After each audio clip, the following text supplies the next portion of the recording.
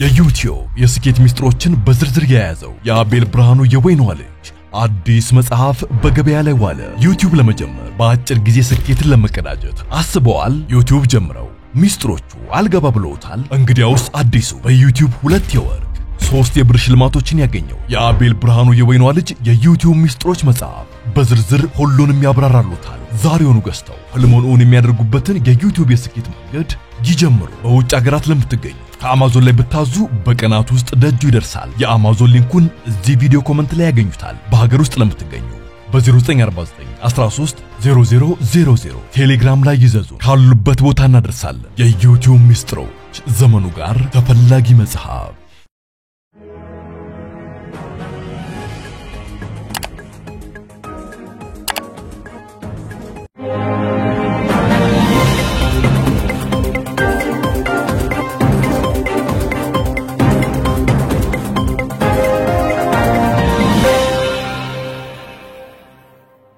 ተናስተልኝ ክብራትና ክብራን የዩቲዩብ ቻናል ቤተሰቦች 2 ሰበር መረጃዎችን ይዤ ቀርብ ያለው። የመጀመሪያው ሰበር መረጃ እዚሁ ኢትዮጵያ የሚያቆየን ነው። ይሄውም የኢትዮጵያ ፌደራል መንግስት የባህር በር ጥያቄ ጉዳይን በተጀመረው ግለት እንዲቀጥል መመሪያ መስጠቱ ተነግሯል። ጠቅላይ ሚኒስትር ዶክተር አብይ አህመድ እንዲሁም የጦር ኃይሎች ጠቅላይ ኤታማዦር ሹም ፊልድ ማርሻል ብርሃኑ ጁላን ጨምሮ የፌደራል መንግስት ከፍተኛ ኃላፊዎች በተገኙበት በተደረገው ስብሰባ ምን ውሳኔዎች ተላለፉ? የባህር በርን ጉዳይ በተመለከተስ ምን ጉዳዮች ተነሱ? በዝርዝር የማስደምጣችሁ ሰበር መረጃ ይሆናል። በሌላ በኩል ክብራን አድማጮች በዓለም አቀፍ ደረጃ እየተጋጋለ ባለው የአሜሪካና የቻይና የኢኮኖሚ ጦርነት ቻይና ዛሬ ነገሮችን ታረጋጋለች ተብላ የተጠበቀች ቢሆንም ከአሜሪካ ለተጣለባት 104 በመቶ የታሪፍ ጭማሪ እርሷም 84 በመቶ ታሪፍ በመጨመር አሜሪካ ላይ ከፍተኛ የሆነ ታሪፍ ጭናለች። ይህም ዶናልድ ትራምፕን በእጅጉ አበሳጭቷቸዋል። አውሮፓውያንም ከፍተኛ ማስጠንቀቂያ ከአሜሪካ ደርሷቸዋል። ዝርዝሩን በዚህ ዜና የምታደምጡት ይሆናል። አብረን ዝርዝሩን እንከታተለው። በቅድሚያም የኢትዮጵያ ፌደራል መንግስት የባህር በር ጥያቄ ጉዳይን በተመለከተ መመሪያ መስጠቱ ተሰማ። የኢትዮጵያ ፌደራል መንግስት ዛሬ በሰጠው መመሪያ መሰረት የኢትዮጵያ የባህር በር ጥያቄ ጉዳይ በተጀመረው ግለት እንዲቀጥል መመሪያ ሰጥቷል። የፌደራል መንግስቱ ከሰዓታት በፊት ባወጣው መግለጫ ይፋ እንዳደረገው የኢትዮጵያ የባህር በር የማግኘትን ጥያቄ ለማስከበር የሚደረገውን እንቅስቃሴ በተጀመረው ግለት እንዲቀጥል አቅጣጫ ማስቀመጡን አስታውቋል። ዓለም አቀፉ ማህበረሰብ ኢትዮጵያ በቀጠናው ሰላምና ደህንነትን ለማረጋገጥ የነበራትንና ያላትን ከፍተኛ ሚና እንዲረዳም ጥሪ አቅርቧል። ይህ የፌደራል መንግስት ውሳኔ የተገለጸው የብሔራዊ ደህንነት ምክር ቤት በዛሬው ዕለት ረቡዕ ሚያዝያ 1 ቀን 2017 ዓ.ም ሰዓታት የዘለቀ ስብሰባ ካደረጉ በኋላ ስብሰባውን በተመለከተ ከጠቅላይ ሚኒስትር ጽህፈት ቤት በወጣው መግለጫ ላይ ነው። ጠቅላይ ሚኒስትር ዶክተር አብይ አህመድና የጦር ኃይሎች ጠቅላይ ኤታማዦር ሹም ፊልድ ማርሻል ብርሃኑ ጁላን ጨምሮ የፌደራል መንግስት ከፍተኛ ኃላፊዎች በተገኙበት የተካሄደው ይኸው ስብሰባ ሀገራዊ ቀጠናዊና ዓለም አቀፋዊ ሁኔታዎችም የተገመገሙበት ነው ብሏል መግለጫው። ምክር ቤቱ በስብሰባው ትኩረት የሚሹ ጉዳዮች በሚል ከጠቀሳቸው ጉዳዮች መካከል ፍላጎትን በኃይል ማስፈጸም መንገድ የተከተሉ አካላት በሚል ያስቀመጠው ነው። እነዚህን አካላት መልካቸው ይለያይ እንጂ በተለያዩ አካባቢዎች በውጭ ይገኛሉ ያለው ምክር ቤቱ መግለጫ ሴራ፣ ወጥመድ፣ ዝርፊያ፣ እገታ፣ ጭካኔ፣ ህገወጥ መንገድና ፍላጎትን በኃይል ማስፈጸም መለያቸው እየሆነ መጥቷል ሲል ያስቀምጣል። ምክር ቤቱም በጥልቀት ተመልክቻቸዋለሁ ያላቸው ሌላኛው ጉዳይ ከዓለም አቀፋዊና ቀጠናዊ ሁኔታዎች ጋር በተያያዘ ነው። የምክር ቤቱ መግለጫ ከዚህ ጋር የተያዙ ጉዳዮች በሀገሪቱ ላይ ሊያሳድሩት የሚችሉትን ተጽዕኖ በዝርዝር ውይይት መደረጉንም ያስረዳል። በኢትዮጵያ ላይ ተጽዕኖ ሊያሳድሩ ይችላሉ ከተባሉ ጉዳዮች መካከል የዓለም የኢኮኖሚ ሁኔታ፣ እየተከሰቱ ያሉ ውጥረቶች፣ የሽብር እንቅስቃሴዎች እንዲሁም እየታወቁ ያሉ ዓለም አቀፍ የንግድ መስመሮች እንደሚገኙበት አመልክቷል። በተጨማሪም እየፈረሱና እየተዳከሙ የሚገኙ ሀገሮች፣ እየተበራከቱ ያሉ የሳይበር ጥቃቶች፣ እየተነጣጠሉ ያሉ ነባር ዓለም አቀፋዊ ትብብሮች እንዲሁም እየተፈጠሩ ያሉ አዳዲስ ዓለም አቀፋዊ ጥምረቶችን የተመለከቱ ሰፊ ጉዳዮችም በዝርዝር ውይይት ተካሂዶባቸዋል ተብሏል። እየፈረሱና እየተዳከሙ የተባሉት ሀገራትም የትኞቹ እንደሆነ መግለጫው በስም አልለየም። በእነዚህ ጉዳዮች ላይ የተወያየው ምክር ቤቱ በተለያዩ ጉዳዮች ላይ አቅጣጫዎችን እንዳስቀመጠ መግለጫው አስረዳ። ጠቅላይ ሚኒስትር ዶክተር አብይ አህመድ በመሩት በዚህ ስብሰባ ምክር ቤቱም በስብሰባው ላይ ከዚህ በተያያዘ የሰጠው አቅጣጫ የኢትዮጵያ የባህር በር ማግኘት ጥያቄን የተመለከተ ነው። ጠቅላይ ሚኒስትር ዶክተር አብይ አህመድ በተለይም ደግሞ በቀይ ባህር ላይ የባህር በር ማግኘት ጥያቄ የህልውና ጉዳይ መሆኑን ከገለጹበት በ2016 ዓመተ ምህረት መጀመሪያ አንስቶ ይህ ጉዳይ በመንግስት ባለስልጣናትና በመገናኛ ብዙሃን በብዙ ተደጋጋሚ ሲነሳ ቆይቷል ያለው ቢቢሲ ጠቅላይ ሚኒስትር ዶክተር አብይ አህመድ ባለፈው መጋቢት ወር ላይ የህዝብ ተወካዮች ምክር ቤት ተገኝተው ማብራሪያ በሰጡበት ወቅትም የባህር በር ማግኘት ጉዳይን አንስተው የማያወላዳ መልስ የሚያስፈልገው ጥያቄ ነው ብለዋል። ከዚህ ቀደም ኢትዮጵያ ቀይ ባህርንና የአባይ ወንዝ ውሃን በተመለከተ ያላትን አቋም በጎረቤት ሀገራት ዘንድ ግልጽ እንዳልነበሩ የተናገሩት ጠቅላይ ሚኒስትሩ አሁን ግን የባህር በር ጥያቄን ማንሳት ነውርነቱ ቆሟል ሲሉ በይፋ ገልጸው ነበር። የዓለም አቀፉ ማህበረሰብም አቋምም በዓለም ላይ ትልቅ አገር ሆኖ የባህር በር የሌለው የለም፣ ስለሆነም በሰጥቶ መቀበል መርህም ሊሆን ይገባል የሚል ነው ሲሉም ተደምጠዋል። የብሔራዊ ደህንነት ምክር ቤቱ መግለጫ መንግስት በተደጋጋሚ እያነሳው ያለው የባህር በር ማግኘት ጉዳይ በተጀመረው ግለት በፍጥነት እንዲቀጥል የሚያስችል አቅጣጫ ማስቀመጡን አስታውቆም የኢትዮጵያ የባህር በር ማግኘት መብትንም ለማስከበር ዲፕሎማሲያዊ፣ ህጋዊና ሰላማዊ መንገዶችን መሰረት አድርገው የተጀመሩ ስራዎችን በተጀመረው ግለት ወደፊት እንዲቀጥሉ የሚያስችል አቅጣጫም ተቀምጧል ሲል ውሳኔውን ይገልጻል። ኢትዮጵያ በአሁናዊ የዓለም ፖለቲካና ኢኮኖሚያዊ ሁኔታ ውስጥ የፖሊሲ ነጻነቷን አስጠብቃ ጥቅሞቿን አስከብራ ተገቢ ሚናዋን እየተጫወተች መሆኑን የሚጠቅሰው ይኸው የፌዴራል መንግስቱ መግለጫ ሀገሪቱም ዓለም አቀፋዊ ፈተናዎችንና ሁሉን ተሻግራ ተገቢ ሉላዊ ደረጃዋን እንድትይዝ የሚያስችል ጥበባዊ አመራር ተጠናክሮ ይቀጥላል ሲል ያስቀምጣል። የዓለም አቀፉ ማህበረሰብም ኢትዮጵያ ሰላምና ደህንነትን በማረጋገጥ ረገድ በቀጠናው በአህጉሩና በዓለም አቀፍ ደረጃ የነበራትና ያላትን ከፍተኛ ሚና ተረድቶ የሚያደርገውን ድጋፍ አጠናክሮ እንዲቀጥል ምክር ቤቱ ባወጣው መግለጫ ላይ ጥሪውን አቅርቧል። በሌላ ዜና ቻይና ትራምፕ ያልጠበቁትን ምላሽ ሰጠች። ቻይና በአሜሪካ ምርቶች ላይ የ84 በመቶ ታሪፍ በመጫን ለዶናልድ ትራምፕ እርምጃ ይበልጥ የሚያጋግል ምላሽ መስጠቷን መላው ዓለም የኢኮኖሚውን ጉዳይ አነጋጋሪ እንዲሆን አድርጎታል።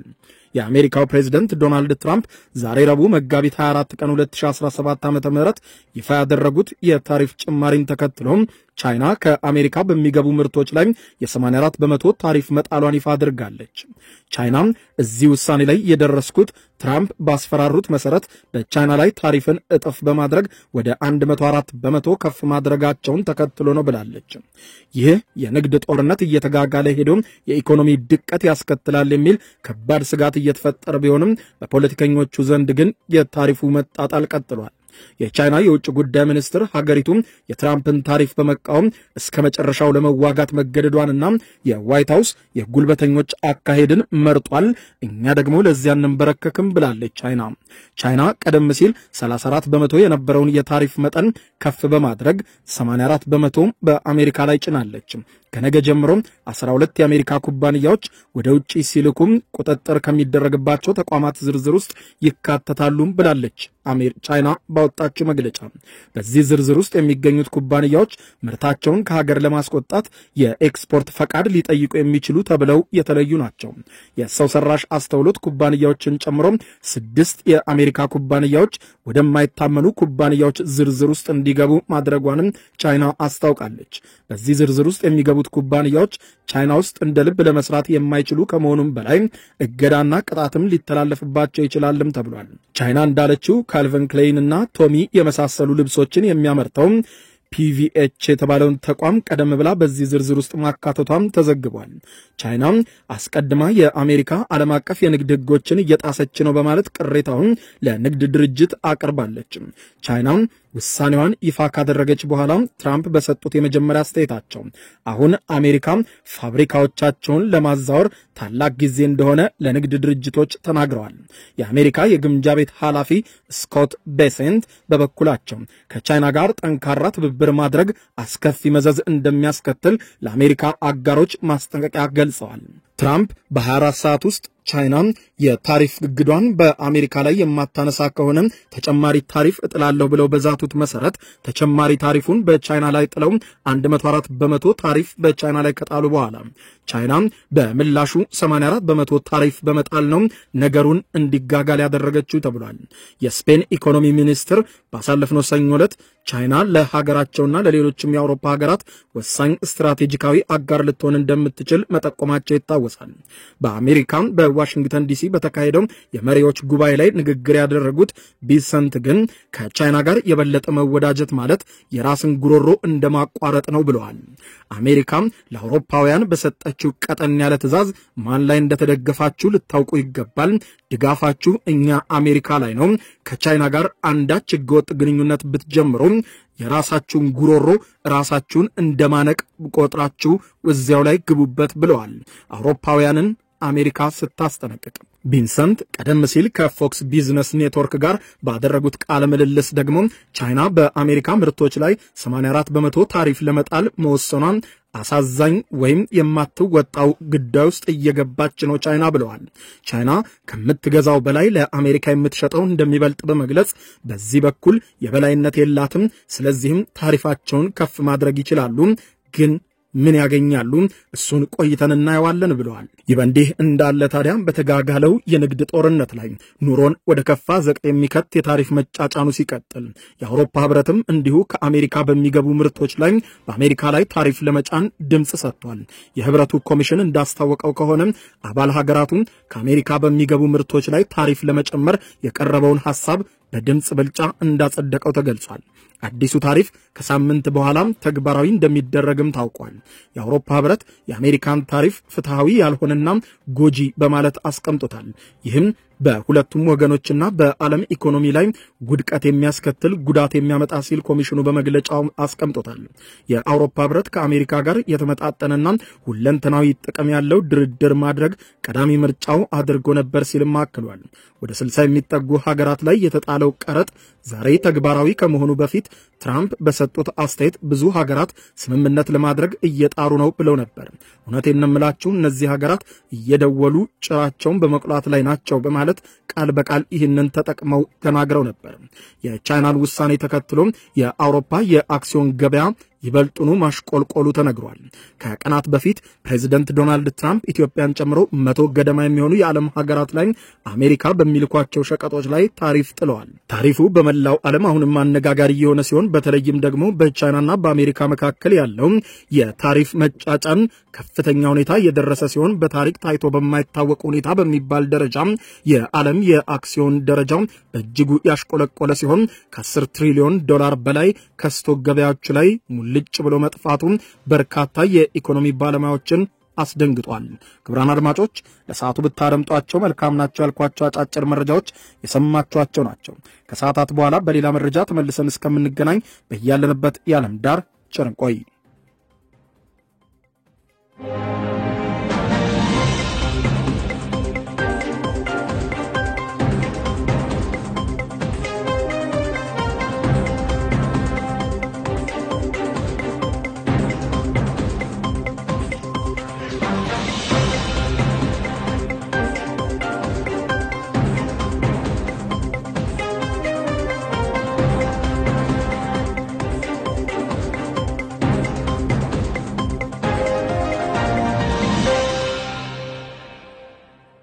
የዩቲዩብ የስኬት ሚስጥሮችን በዝርዝር የያዘው የአቤል ብርሃኑ የወይኗ ልጅ አዲስ መጽሐፍ በገበያ ላይ ዋለ። ዩቲዩብ ለመጀመር በአጭር ጊዜ ስኬትን ለመቀዳጀት አስበዋል? ዩቲዩብ ጀምረው ሚስጥሮቹ አልገባ ብለውታል? እንግዲያውስ አዲሱ በዩቲዩብ 2 የወርቅ 3 የብር ሽልማቶችን ያገኘው የአቤል ብርሃኑ የወይኗ ልጅ የዩቲዩብ ሚስጥሮች መጽሐፍ በዝርዝር ሁሉንም ያብራራሉታል። ዛሬውኑ ገዝተው ህልሞን እውን የሚያደርጉበትን የዩቲዩብ የስኬት መንገድ ይጀምሩ። በውጭ ሀገራት ለምትገኙ ከአማዞን ላይ ብታዙ በቀናት ውስጥ ደጁ ይደርሳል። የአማዞን ሊንኩን እዚህ ቪዲዮ ኮሜንት ላይ ያገኙታል። በሀገር ውስጥ ለምትገኙ በ0949 13 0000 ቴሌግራም ላይ ይዘዙ። ካሉበት ቦታ እናደርሳለን። የዩቲዩብ ሚስጥሮች ዘመኑ ጋር ተፈላጊ መጽሐፍ